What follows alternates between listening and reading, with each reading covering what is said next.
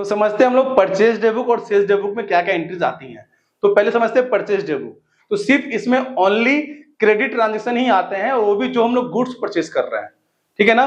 Purchase book में क्या record करते हैं, only credit purchase of goods are recorded in the purchase day book और परचेज बुक। समझ में आ रहा है, क्रेडिट परचेज, और वो भी क्या खरीद रहे हैं, गुड्स।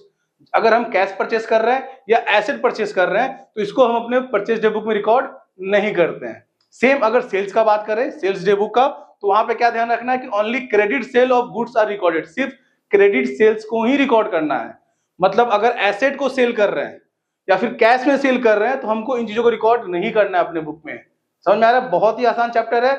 बस आपको इसी बात का ध्यान रखना है कि सिर्फ क्रेडिट ट्रांजेक्शन को ही रिकॉर्ड करना है। अगर परचेज डे बुक बना रहे हैं तो सिर्फ credit purchase of goods are recorded in the purchase book, और अगर सेल्स डे बुक बना रहे हैं तो only credit sales of goods are recorded in the sales day book. समझ में आ रहा है।